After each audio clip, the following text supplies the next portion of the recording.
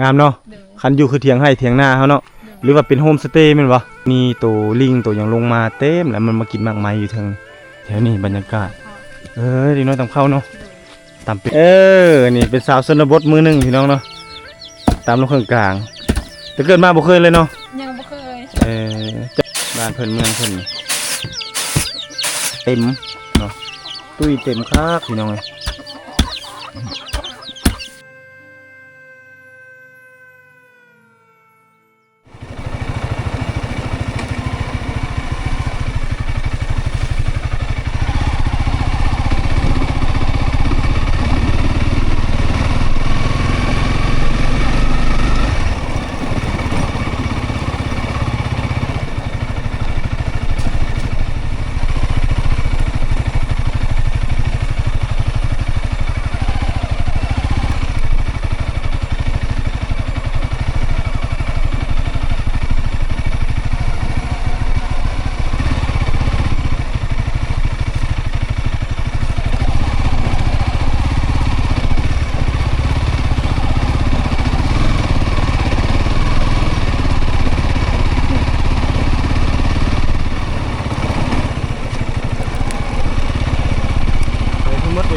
บ้าน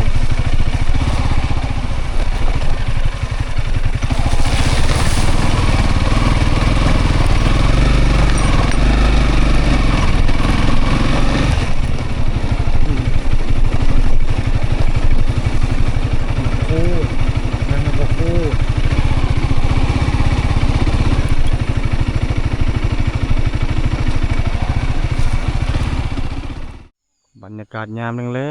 งๆพี่น้องฟ้าหลังฝนเสียงเป็ดเสียงไก่กลับทักทายสวัสดีบรรยากาศยามแรงท่านผู้ชมเนาะตอน4 โมงแรงตอนนี้ประตุกและทีมงานเนาะเดินทางมาที่บ้านห้วยแฮดเมืองบุรพาแขวงขมวนจุดนี้เป็นจุดทางเข้าของหมู่บ้านเนาะใกล้ๆนี่ก็จะมีโรงเรียนมื้อนี้เนาะบรรยากาศยามแรงหลังจากฟ้าหลังฝนหรือว่าฝนตกเช้าแล้วประตุกและทีมงานก็พากันเดินทางมาเก็บเอาภาพบรรยากาศของหมู่บ้านห้วยแฮดหลังจากที่บ่ได้เดินทางมาก็ถือว่าโดนพอสมควรเนาะอยากให้มาฮู้วิถีชีวิตการดำรงชีวิตของเขาเจ้าอยู่ในเขตบริเวณบ้านห้วยแฮดหรือว่าตะเข็บชายแดนลาวเวียดนามเนาะทางเมืองบุรพาจะไปทางด้านนี้เนาะถ้าไปทางด้านนี้ก็จะไปออกใส่ปูนละบ้านผาเกินขึ้นไปใส่บ้านควายแมบเนาะบ้านบลางแล้วก็ควายแมบก็ได้กลับลงมาควายแมบหรือว่าจะขึ้นไปทางด้านเหนือก็คือบ้านแจ้งไปใส่บ้านเจนูนแล้วก็ตะลัวพี่น้องเนาะหรือว่าข้ามฟากภูนี่ไปเนาะไปทางห้วยละเปิดนี่ก็จะเป็นติดกับบ้านละวิงละเวินพูดแหละขึ้นกับเขตเมืองเซปูนแขวงสำนักเขตแล้วก็ติดกับชายแดนลาวเวียดนามพิเศษมื้อนี้เนาะเฮาเอาสาวเพศมานำเด้อพี่น้องเด้อก็คือน้องสาวเฮาก็คือน้องสาวกองมาพี่น้องเนาะสาวเพศประจำบ้านวังพางนี่แหละมื้อนี้เพิ่นอยู่ผู้เดียวบ่มีคนเจ็บก็เลยเอาเพิ่นมาสัมผัสวิถีชีวิตนำหรือว่าเป็นนางเอกให้กับ2 บ่าวตุกนำเนาะเพราะว่าเพิ่นมาประจำอยู่พี่ย่านเพิ่นเหงาพี่น้องเนาะเคยมาบ้านห้วยเฮ็ดจักเทื่อแล้วเคยมา3-4 เทื่อแล้ว3-4 เทื่อเลยเนาะถามที่เทื่อแล้วที่เคยมาแต่ว่ามาในนามลักษณะมาเวียกเนาะมาเวียกทางการแต่ว่ามาเลาะลิ้นนี่ยังบ่เคยจะเทื่อแม่นบ่เคยมามื้อนี้สิให้สาวเพศนี่แหละพาเลาะพี่น้องเนาะเส้นทางที่ได้เฮามานี่ก็เป็นจังซี่แหละเป็นจังได๋ย่านนี่บ่ครับรถย่านเนาะย่านล้มเนาะฝนตกใหม่ทางมืดเนาะไปเดี๋ยวเฮาพาเลาะเลยปุ๊ย่างไปทางนู้นเลยสาวเพศนี่บรรยากาศพาสาวเพศย่างเลาะโอ้ได้ลูกแล้วเนาะบ้านชวนบ่ได้ไปให้ไปชวนเนาะบ่ได้ไปเลยเนาะฝนตกเนาะมื้อนี้เนาะอันนี้แต่ก่อนเป็นนักเรียนนั่นอ้ายเด้อันนี้ได้โรงเรียนประถมเดี๋ยวนี้มาวันนี้เอาลูกแล้วเอาแล้วปิ่นไปก่อนคือแกโกนแล้วนั่นโอ้แกส่งแล้วลูกจะคนแล้ว2 คนนี่เอาถ่ายแต่หน้าเอาแกส่งกันนะแปะได้อันนี้บ่เฮือนเจ้าแม่นนี่นะเอาได้เด้อฮะมีเอากระปูให้โอ้บอกนี่บ่แม่นบอกเอาเหมาะนี่บ่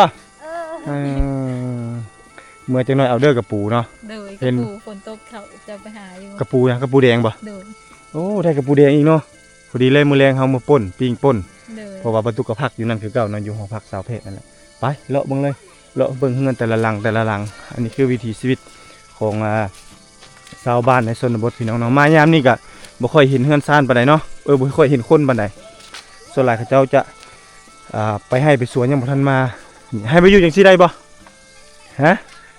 บ่ได้ บ่ได้เนาะได้ฝากข้างข้าวแม่นบ่ โดย หมู่เจ้าเคยเห็นบ่ฮู้อันรถกลางมุ้งแน่น่ะเขาเจ้ายันยุงครบสาวเพศ หากว่าสิเคยเห็นนั่นแหละ โอนสิป้องกันหยังอะน่ะป้องกันขโมยบ่ไม่ใช่ป้องกันได้บ่แหละยังบ่ได้ดอกเนาะ บ่ได้ นี่พี่น้องผู้รถกลางมุ้งอีกนี่เฮือน ยุ่ง เฮือนดังเดิมแต่ก่อนคือสิเป็นจังซี่เนาะก่อนเขาเจ้าจะได้เฮือนหลังใหญ่นี่เขาเจ้าจะปลูกจังซี่ก่อนนี่ปลูกเฮือนหลังมุงใบตองขอเนาะอยู่จังซี่นี่มันจะเย็นเด้สาวเพศเด้มันจะเย็นเพราะว่ามันเป็นใบตองขอเนาะนอนเย็นสบายเลยนี่แหละคือวิถีชีวิตของเขาเจ้าตัวนี้จะเป็นเฮือนครัวตัวนี้จะเป็นเฮือนนอนเนาะนี่เป็ดไก่เขาเจ้าก็จะเลี้ยงเต็มอยู่ในบริเวณดังกล่าวนี่แหละเอาอันนี้คือเฮือนหลังที่2เนาะที่เฮาพากันเลาะไปพาไปทางนี้มันนี่ไปแต่ละไปเรื่อยๆเลยไปเบิ่งเขาเจ้านึ่งข้าวเป่าไฟโอ้ทางนั้นกำลังนึ่งข้าวเห็นบ่เขาเจ้าเสียงเขาเจ้าเฮ็ดหยังอะน่ะ หมู หมูเอิ้นไก่บ่ โดย อย่าสิเปื้อนๆนิดนึงเด้อสาวเพชรเด้อเพราะว่ายามฝนได้หน้าฝนมันก็เป็นจังซี่ล่ะนี่อันนี้คือระบบน้ำได้บ่มาเนาะน้ำนี่น้ำบ่มาเลยพี่น้องเพราะว่าสงสัยท่อตันโอ้อันนี้ปลุกใหม่ได้นี่ได้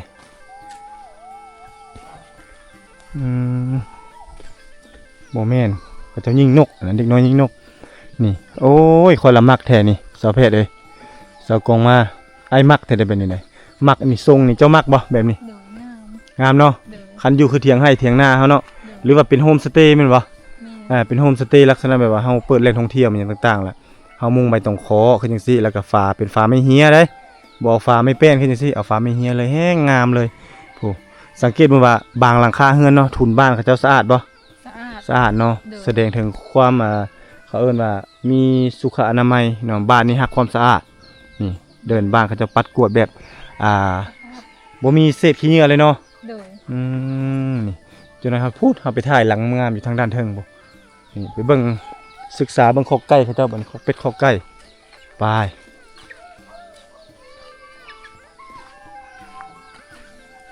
อันนี้เขาจะดุดบุกเบิกเอาตินี่หรือว่าเขาจะจกวะ ดุด คือคิดว่าเอา น่าจะดุด คิดว่าเอาจกนี่ขวดเอาเข้ามาดิเอาพาสาวเพศมาเบิ่งศึกษาวิถีชีวิตเด้ออย่าเข้าคืออยู่แถวนั้นก็ได้ ไก่มันตกใจนี่นี่ ทา มัน ง กำลั ไก่ งนี่เห็นบ่แถวบ้านเจ้าก็เฮ็ดแนวนี้บ่เฮ็ดบ่แนวนี้ บ่ได้เฮ็ด บ่ได้เฮ็ดเนาะ เด้อ บ่มีเนาะ บ่ คลาสสิกดีบ่คลาสสิกเนาะ โดย แปลกประหลาดดีพี่น้องเอ้ยเป็นฝีไม้ลายมือของชาวบ้านก็คือเอาไม้ลำเดียวเนาะไม้ลำเดียวไม้คอหนึงแล้วก็เอามาเฮ็ดเป็นบ่อนให้ไก่มันฟักไข่พู้นเด้พี่น้องคลาสสิกทางด้านลุ่มนี่ก็จะเป็นบ่อนเลี้ยงเป็ดเลี้ยงไก่เนาะนี่จะเป็นเลี้ยงไก่เลี้ยงหมูโอ้หมูทั้งไก่อยู่นำกันเลยนี่เป็นบ่อนอ่างเกลือหมูทางเกลือหมูของเขาเจ้าก็จะเอาไซไม้เลยเนาะโดยที่ว่าบ่มีกระปางบางบ่อนก็จะมีระเบิดหลายเขาเจ้าก็จะใช้กระปางระเบิดเนาะอยู่ทางเทิงนี่เป็นเล้าข้าวเนาะหรือว่ายุ้งข้าวทางลุ่มก็เป็นบ่อนเกลือไก่เนาะทางนี้ก็จะเป็นบ่อนให้ไก่ฟักเนาะอันนี้คือวิถีชีวิตในชนบทที่มีโอกาสเดินทางพาน้องกองมาเที่ยวมาชมบ้านห้วยแห่เนาะท่ามกลางบรรยากาศฝนตกหรือว่าฟ้าหลังฝนพี่น้องนี่บรรยากาศบ้านเพิ่นดีปะคักปะ บรรยากาศดี ดีเนาะ ธรรมชาติ ถ้าว่ามาเที่ยวมาชมบางครั้งคราวนี่เฮาน่าจะมาได้เนาะ โดย มาเที่ยวได้แต่ว่าให้มาอยู่นี่โอ้ก็ยากนิดนึงเนาะ อยหนึง เพราะว่าเฮาปรับตัวปรับสภาพบ่ทันเนาะ แม่ ปรับสภาพยังบ่ได้เนื่องจากว่าเขตนี้บริเวณนี้นี่ยังบ่มีไฟฟ้าเนาะ โดย ห้องน้ำห้องในก็ยังบ่ค่อยสะดวกปานใดอันนี้ก็นักเรียนนั่นน่ะนักเรียนค่อยนี่นางบัวแนงอันนั้นน้องนางบัวแนงอะนะโอ้เดี๋ยวนี้คือหุ่นดีแท้บัวแนงอ้อยๆเนาะ นี่พี่น้องเฮือนจนนักเรียนก็จนใหญ่ได้ลูกแล้วได้ลูก2ลูก3แล้วพี่น้องเอ้ยนี่บรรยากาศบ้านเพิ่นทางนี้จะเป็นภูเขาพี่น้องเนาะตื่นเช้ามานี่สิเห็นเสียงนกแล้วก็มีทะนีเด้มีทะนีตัวลิงตัวหยังลงมาเต็มแล้วมันมากินมากมายอยู่เทิงนี่ทางด้านนี้แม่นโรงเรียนที่อ้ายเคยสอน แต่ก่อนมีมัธยมจะมีอยู่ทางด้านนี้แต่นี่โรงเรียนประถมจะอยู่ทางด้านนี้ตัวนี้เป็นโรงเรียนประถมป .1 ฮอดปหยังวะป .5 ป่ะมีบ่หรือว่าป .1 ฮอดป .3 ประมาณนี้แหละน่าจะป .1 ฮอดป .5 เพราะว่านักเรียนหลายแต่อยู่หลังนี้เนาะเคยสอนอาจารย์เพชรเขาเอิ้นแถวนี้ได้นี่อันนี้คือบรรยากาศยามแลงพี่น้องเนาะศึกษาเรียนรู้วิถีชีวิตของเขาเจ้าผู้ทางนั้นกำลังฟัดข้าวบ่แม่นบ่ฟัดข้าวเกลือหมูบ่ทางนั้นแม่นแหละเนาะแม่นบ่กำลังฟัดข้าวเนาะ โดย นี่แหละคือบรรยากาศพี่น้องทางนี้จะเป็นท้องไร่ท้องนานี่บ่ที่เขาเจ้าทำมาหากินบ้านนี่น่ะบ่อึดข้าวได้ทางบ้านนี่ได้เพราะว่าเขาเจ้ามีนาเฮ็ดนาน้อยๆก็ได้ข้าวหลายบ้านนี้เนาะเกลือหมูแล้วล่ะบ่แนงเจมรีเจมรวยแล้วล่ะแล้วโอ้เราบ่ได้เห็นซ้ำเนาะเกลือไหม เกลืออีก ไปมาทางนี้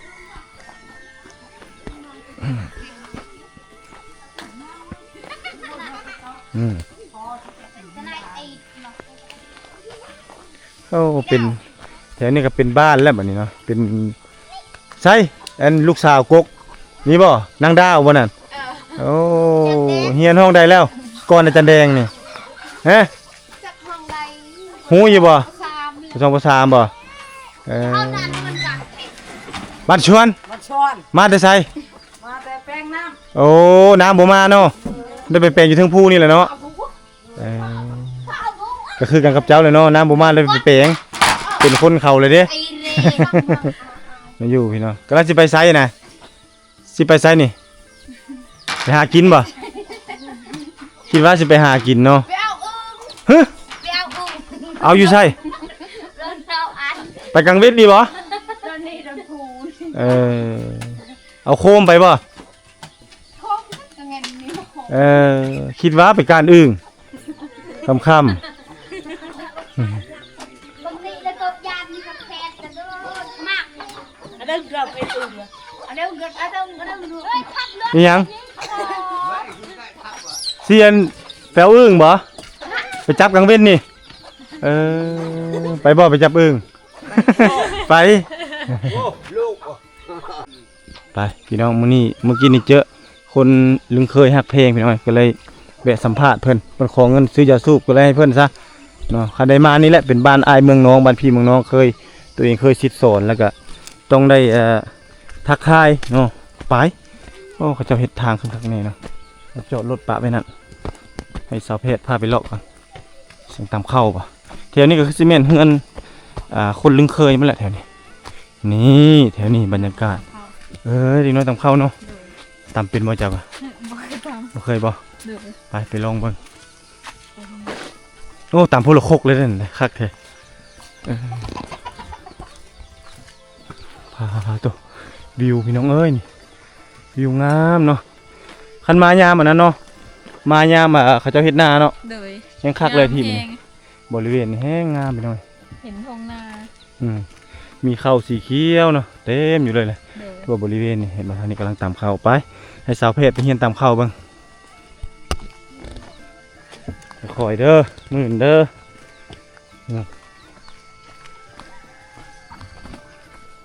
ไปลงแทนกสรก็โดยตามเข้านี่นะเห็นบ่วิถีชีวิตของกระเจ้าวันนี้มีโอกาสพาสาวเพชรมาเบิ่งเขาตามเข้าเนาะท่านให้ตามเป็นบ่ฮะ ยังบ่เคย บ่เคยเนาะ โดย บ่ลองบ่ฮู้ได้ มา ลองเบิ่งจากบ้านดู แพทย์เขาต่ำแน่ เอ้า โอน ได้บ่เาะ โอนสาวเพชรกรอนเด้อคืออยู่ได้แหละนี่เป็นสาวชนบทมือหนึ่งพี่น้องเนาะตามลงเครื่องกลางแต่เกิดมาบ่เคยเลยเนาะ ยังบ่เคย เจ้าคิดว่ายากหรือง่ายเขาจะตามเข้านี่ยากบ่คือง่าย ยาก ยากเนาะ แม่นเพื่อมันสิแรกสิได้เข้าเป็นเม็ด เพราะว่าเฮาบ่เคยตำเนาะ แม่น กว่าจะได้กินข้าวเม็ดหนึ่งนี่บ่ได้ธรรมดาเลยพี่น้องทางตะโอยนี่ข้าวเม็ดหนึ่งหล่นออกจากปากคกนี่เขาเจ้าเก็บเอาเลยเนาะเพราะว่ามันลำบากเพื่อจะได้เอ้าสาวเพศเมื่อยแล้ว ให้ยืนเบิ่งเอาบัดนี้เบิ่งความยากความง่ายเบิ่งเด้อถึกซากเด้อมาอยู่ข้างนี้ก็ได้จ้ะอยู่ข้างนี้ นี่ละพี่น้องวิถีชีวิตอยู่ในชนบทเขตห่างไกลซอกลี่ก็สิประมาณนี้เนาะให้น้องน้อยเพิ่นตำเข้าให้สาวเพศลงตำเบิ่งสาวเพศว่ายากคนว่า เพราะว่าบ่เคย เดิ เนาะส่วนหลายมีแต่เฮาซื้อเอาเข้าที่ว่ามันสีแล้วเรียบร้อยเนาะ เดิน นะครับไปสีเรียบร้อยแล้วเฮาเอามาก็สบายนิดนึงนี่เบิ่งน้องน้อยในชนบทกำลังตำเข้าพี่น้องโอ้ความเก่งเนาะโคกไผ่โคกมันเลยนี่เนาะน่าตัวอันนี้คือแบบบรรยากาศอันร่มรื่นกลมกลืนของแท้เลยพี่น้อง3-4 โมงได้นี่ไหนเริ่มตำเข้าเลยเริ่มตำเข้าตำน้ำคันได้เห็นวิธีชีวิตการตำเข้าเริ่มเขาจะมาที่บ้านห้วยแฮดเพราะว่าบอนอื่นเขตอื่นนี่ก็เริ่มจะบ่มีให้เห็นแล้วพี่น้องเพราะว่าเขาจะมีโรงสีเนาะบางคนครอบครัวที่มันยังทุกข์ยากก็ยังได้ตำเอาคือจังซี่ล่ะเด้น้องน้อยเนี่ยอายุประมาณจักปีเด้นี่ประมาณป .1 เนาะ 6-7 ปีเนาะ เดิน ประมาณเข้าโรงเรียนก็ประมาณป .1 พี่น้องประมาณนี้ สองประมาณ ป .1 ป .2 เนาะอันนี้แม่นเฮือนบ่ดุงบ่นี่แม่นบ่ บอกกันนะ เฮือนคนบ่นี่ เพื่อนบอกแล้วเข้าปะ โอ้เราเข้าเอออิหยังวะลกด้วยเออแม่นแล้วเนาะเราเข้าพี่น้องเอ้ยเขาเอิ้นว่าลกด้วยประมาณนี้แหละบ่ตุกบ่จื้อบ่ได้แต่ว่าฮู้อยู่เนาะแต่ก่อนนี้คือจะเป็นเฮือนหลังนี้เนาะหลังจากนั้นแล้วก็เขาเจ้าปลูกเฮือนหลังใหม่แล้วเขาเจ้าจึงจะนี่เห็นบ่คือหลังนั้นแล้วก็เขาเจ้าจะย้ายตัวนั้นและดุงอิหยังวะดุงแหละนี่ฮะดุงไผ่นี่เฮือนไผ่หลังนี่ฮะบัววันบ่ดุงบัววันได้ดุงบัววันเด้หลังพุ่นเนาะอันไหนเด้ดุงไผ่ฮะดุงวีหลังนี้2 หลัง1 2 3หลังนั้นเสียดายเขาจะเปลี่ยนเป็นอันนั้นละคันบ่เปลี่ยนเป็นนั้นโอ้งามขนาดเลยโอ้เป็นจังหวะคักแท้เนาะนี่เนาะปึกเอาตามเนาะโอ้คักเนาะบรรยากาศบ้านเพิ่นนี่แหละเฮามาเฮาก็ได้เห็นหลายสิ่งหลายอย่างเห็นวิถีชีวิตนะการทักทายสบายดีพี่น้องเอ้ยนี่พาสาวครูบ่แม่นสาวเพศ สาวเพศเนาะพาสาวเพศมาเบิ่งวิถีชีวิตยามแลงพี่น้องเอ้ยเด็กน้อยในชนบทต่ำเข้านี่กำลังพากันต่ำเลยให้สาวเพศมาอยู่จังซี่มาใช้ชีวิตจังซี่จักเดือนหนึงสาวเนาะสาวเพศเนาะ เดิน มาต่ำเข้าในนี้พอดีเลย พอดีเลย แห้งอันอ้อย อ้อยก็คือน้อยๆเนาะแห้งน้อยพี่น้องไงหุ่นแห้งดีตื้มเนาะสาวเพศเนาะข้าวที่เขาเจ้าต่ำนี่เวลาเขากินนี่มีประโยชน์ได้สาวเพศงูบ่เพราะว่ามันมีวิตามินมีโปรตีนสูงนี่เจ้าหน้าเขาเจ้าสิฟัดนี่เคยฟัดเข้าอยู่ว่าสาวเพศฮะ ยัง ยังบ่เคยเนาะ เดิน อยากลองมึงบ่บ่ลองบ่ฮู้เด้น่ะ เดินเข้าเฮีย อยากเข้าเหี่ยเนาะเจ้าหน้าเขาจะตำไปเฮ็ดเหี่ยซะบ่แห้งเนาะ เดิน นี่พี่น้องเอาถึงขั้นตอนการฟัดแล้วบัดนี้เพิ่นสิฟัดเข้าได้บัดนี้ได้ขณะนั้นเริ่มควัดแล้วเริ่มควัดเข้าไปเบิ่งทางนี้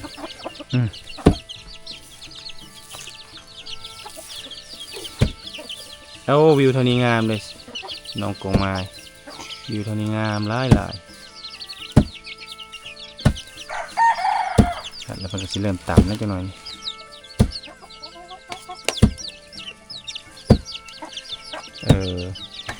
ปัดใส่นั่นบ่แล้วก็ไว้เกลือนั่นเนาะไว้เกลือไก่เนาะเบิ่งดูมันสิเป็นจังไดปัดอยู่นี่เลยบ่นี่เฮ็ดได้บัดนี้นะอย่าบอกเด้ออย่าบอกไกลๆได้มันสิถึกอายไปทางนั้นจะมาอยู่ข้างสิก็ได้อย่ามันสิถึกนี่แหละน้องทั้งหมูทั้งเฮ็ดเป็ดไก่เนาะคักอลีพี่น้อยบ้านเพิ่นเมืองเพิ่นนี่ท่านมาอยู่พี่เฮียนฮู้กับบ่โดนก็เป็นเนาะคือสิได้อยู่เนาะจังซี่เนาะ น่าจะได้อยู่ไทยอยู่โดน จะได้คู่ได้ขี้พี่เลยให้เต็ก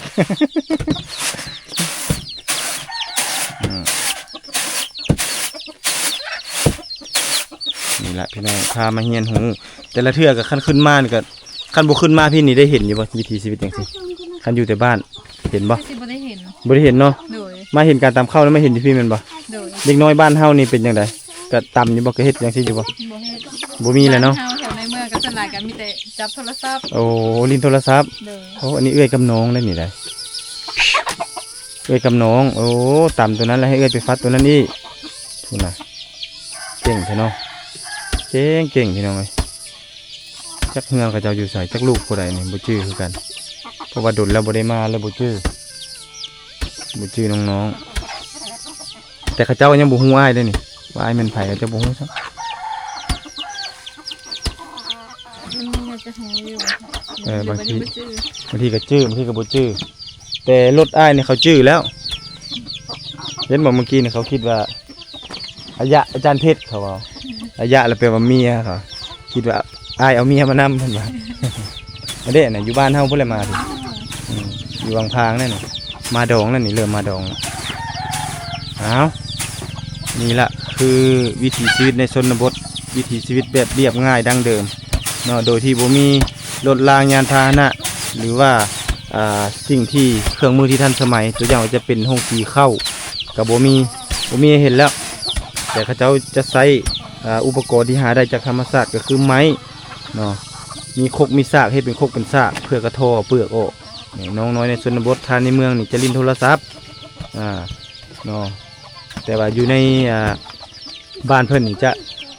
บ่ได้เฮ็ดจังซั่นเนาะก็จะนี่แหละตำข้าวเนาะเกลือเป็ดเกลือหมูเกลือไก่ตามวิธีแบบดั้งเดิมพาสาวเพศมาเบิ่งวิธีการนั่นนี่เพื่อมื้อหน้า56จังไปถ่ายเองก็ได้เนาะเพื่อให้FC ได้อยากติดตามเวลาบ่มากอ่ะให้เบิ่งในคลิปวิดีโอของน้องเองอย่างสะดวกสบายก่อนจะได้กินข้าวบ่แม่นธรรมดาเด้อพี่น้องบ่แม่นของธรรมดา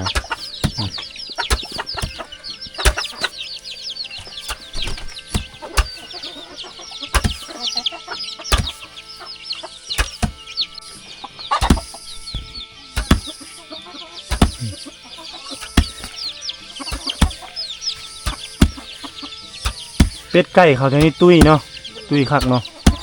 เต็มเนาะตุ้ยเต็มคักพี่น้องเอ้ย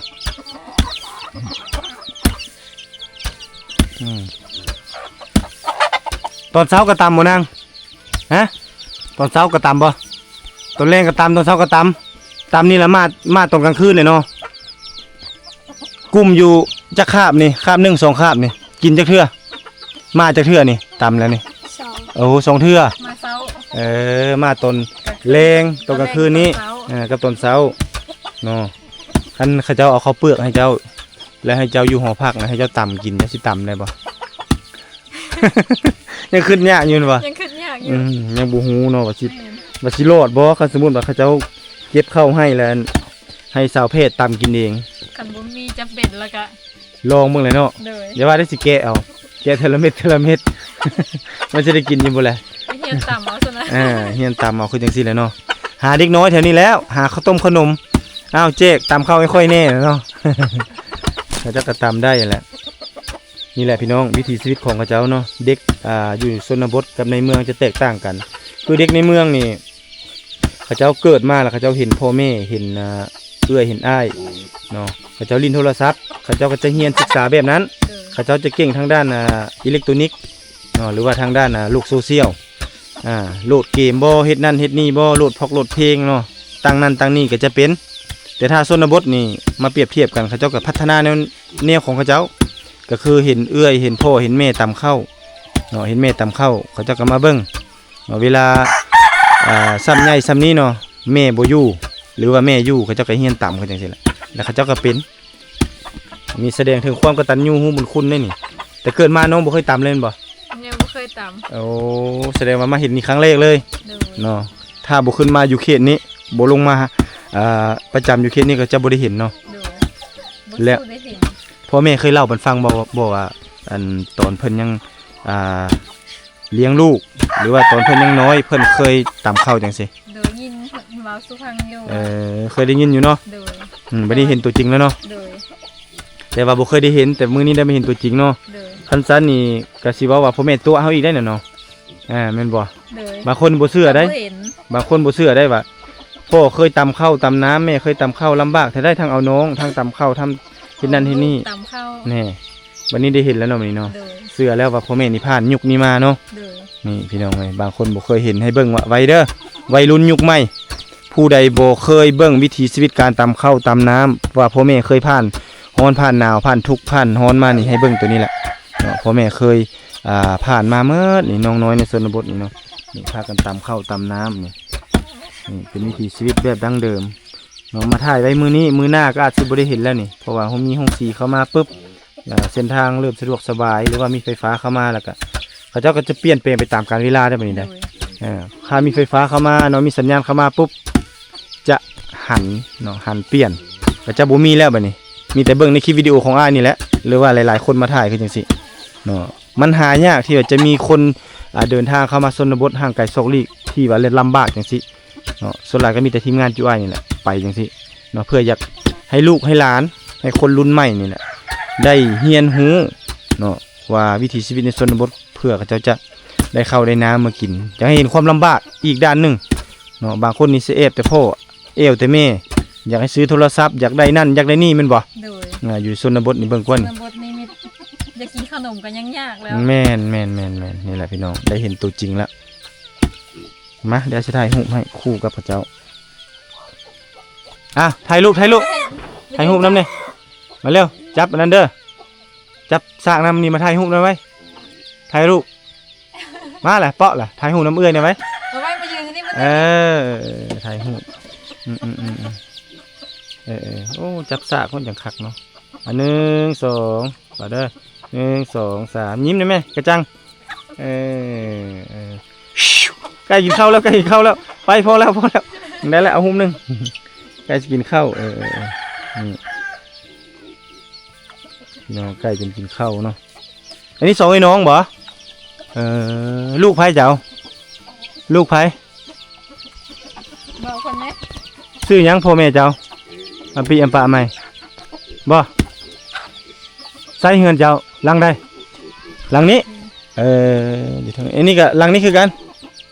อันนี้แซมน้องน้องสาวเพิ่นผู้นี้ไก่กับพ่อไก่เนาะพี่น้องเอ้ยได้เห็นแล้ววิถีชีวิตของน้องน้อยอยู่ในชนบทเนาะนี่แหละตอนแรงมาเนาะมาแต่เวียกแต่งานแต่เฮ็ดไร่เฮ็ดสวนหรือว่าบางคนก็มาแต่โรงเรียนก็จะตำข้าวตำน้ำเนาะไปเอาเลาะอีกมื้อนี้เลาะเบิ่งบรรยากาศหรือว่าที่เอาบ่ถ่ายรูปบ่สิถ่ายให้หลังนี้เอาหลังใดงามหลังนี้บ่ค่อยนะปานใดเนาะ หลัง หลังบ่เด่นเอาหลังนี้เนาะ เลย นี่เจ้ายืนอยู่วางโน่นนี่เด้ออาสิถ่ายรูปให้เด้อโอเคนี่ละโน่นนั่นล่ะมื้อนี้ได้น้องสาวเพิ่นเป็นอันนั้นเนาะ อันเด้องามเลย1 2 3โอเคแป๊บนึงโอเคเดี๋ยวอีกหุบนึง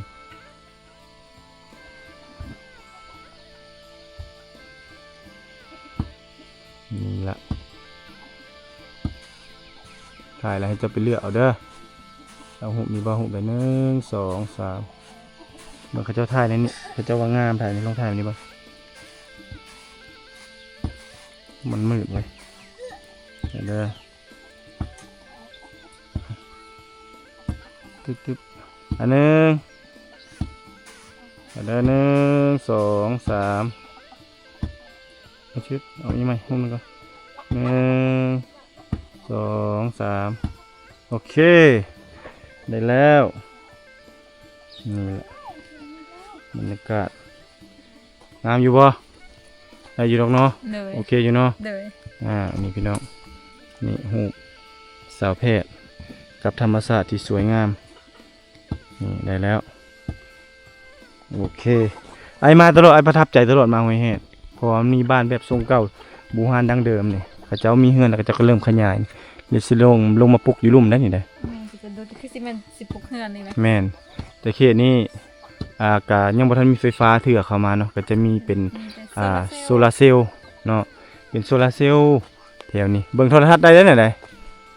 เบิ่งได้สบาย สบายเลยแถวนี้พี่น้องเอ้ยนี่เป็นเฮือนไม้บูฮานดั้งเดิม นึ่งข้าวเลยวะฮะนึ่งแล้ว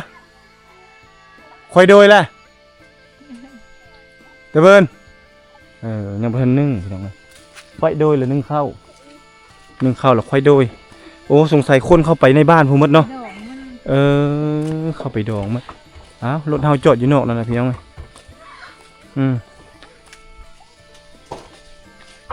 โอเคไปเอาสิละย่างเลาะเริ่มเลาะแล้วก็เข้าไปเจนี่เข้าไปเรื่อย เนาะ ๆเลาะเข้าไปเรื่อยๆในบ้านพอแหละครั้งแรกของสาวเพศ เอามาเลาะบ้านห้วยเฮ็ดแต่ละเทื่อนี่แต่ผ่านๆแม่นบ่ยืนนี่ก่อนแป๊บหนึงโอเคสิถามสาวเพศมาครั้งนี้ต่างบ่กับที่เจ้ามาเองมาสักยาหรือว่ามาเวียกทางการแนวหนึงนี่เนาะ โดย อันนี้ต่างก็คือเฮาได้ไปเลาะเบิ่งชีวิตการเป็นอยู่เนาะ โดย ของพ่อแม่ประชาชนถ้าบ่มาจังซี่ก็บ่ฮู้เนาะว่าเขาจะตำข้าวตำน้ำเพิ่นจังซี่ โดย เพื่อจะได้กินข้าวกินน้ำแม่นบ่ โดย ประทับใจบ่คือเดินทางมาจังซี่ ประทับใจ ได้ความรู้อีหยังแหน่จากการเดินทางมา ได้เห็นหลายๆสิ่งหลายๆอย่างคือตามเข้ากับเข้ากับปกติก็บ่เคยเห็นเนาะอยู่แต่ในตัวเมือง ได้ออกมาอยู่เขตนี้เฮาตามเข้าก็ได้เห็น ได้เห็นวิถีชีวิตกับเจ้า ได้เห็นจากสิ่งที่บ่เคยเห็นก็ได้เห็นเนาะ โดย จากสิ่งที่บ่เคยฮู้ก็ได้ฮู้ โดย ได้มาสัมผัสแล้วก็คิดฮอดแบบแต่รุ่นพ่อรุ่นแม่เคยเว้ามาสู่ฟังว่าเขาเจ้าเคยผ่านจุดนี้มาเนาะ โดย แล้วเฮาบ่ฮู้ว่ามันสิลำบากป่านนี้แม่นบ่ โดย แล้วก็เห็นความกตัญญูรู้คุณของเด็กน้อยในชนบทได้เนาะพ่อแม่บางเทื่อพ่อแม่ไปให้ไปสวนเนาะอยู่เฮือนเอาน้องเนาะแถมได้ต้องตำข้าวนึ่งข้าวเป่าไฟบางเทื่อก็ไปหาซ่อนปูซ่อนปลาเด้เด็กน้อยในเขตชนบทนี่ โดย ถือว่ามีความรู้หลากหลายเนาะได้มาแล้วก็ถือว่าเฮ็ดให้เฮานี่ย้อนคิดถึงอดีตตอนยังน้อยแม่นบ่ โดย นี่แหละพี่น้องเนาะก็เป็นโอกาสดีที่น้องสาวเพิ่นได้เดินทางมากับทีมงานของเราเฮาเนาะในจุดที่ที่บ่ตุกพักนั้นได้มาห้วยแหกครั้งแรกเนาะบ่ตุกก็ดีใจและประทับใจหลายที่ได้เดินทางมาร่วมทริปกับน้องสาวเนาะอันนี้เป็น EP แรกที่เดินทางมาห้วยแหกเนาะที่มีนางเอกเข้ามาเป็น